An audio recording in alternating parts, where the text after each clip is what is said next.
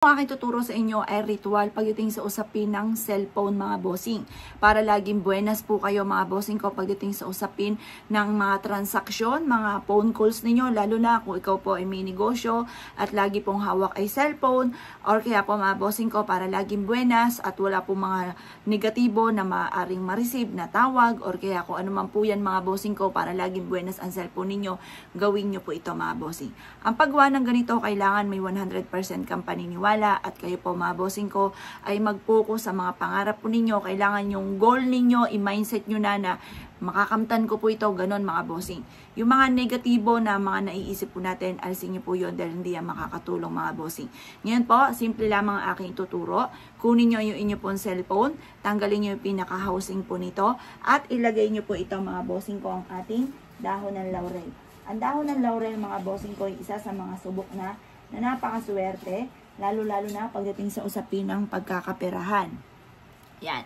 Ito yung dahon ng laurel natin. Ilagay nyo dito yung mga wishes po ninyo. Pagtapos ilagay nyo to sa likod ng inyo pong cellphone mga bossing. Makakatulong po ito mga bossing ko para lahat ng magiging transaction po ninyo mga bossing ko ay lahat magaganda. Or kaya po mga bossing ko i-adya ka lagi nito kung saan lagi kayo ay suswertihin.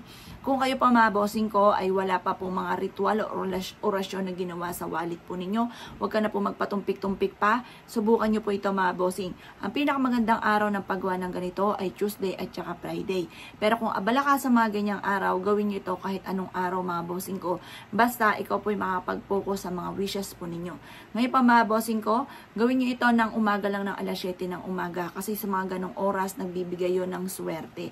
Nagbibigay ng blessing. Kaya mas mainam mga bossing ko, ang inyo pong paggising nyo sa umaga, ang inyong mga bintana, pintuan, papasukin ang swerte, papasukin yung liwanag ng sinag ng araw kasi malas mga bossing ko, kung kayo po mga bossing ko hindi nasisinagan yun ng sinag ng araw, lalo na sa umaga, ang loob ng inyong tahanan. Kaya dapat hawiin ang mga kortina at papasukin ang liwanag ng sinag ng araw.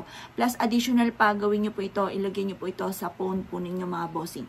Pagkatapos ng, halimbawa matatapos na yung taon, ang gawin nyo, sunugin nyo po itong dahon ng laurel para panibago muli, gumawa ko ulit ng panibago, ilagay nyo po panimula sa cellphone ninyo ang dahon ng laurel na may wishes mga bossing ko at makakatulong po ito para yung mga transaction po ninyo, lalo na pagdating sa usapin ng cellphone, yan po ay laging magaganda, laging buenas, laging swerte mga boss.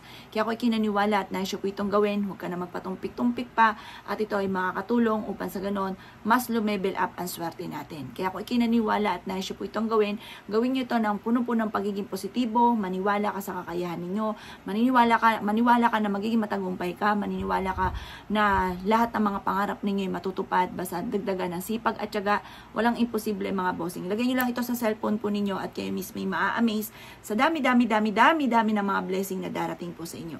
Kaya ako'y kinaniwala at naisyo po itong gawin. Good luck po sa inyo po lahat.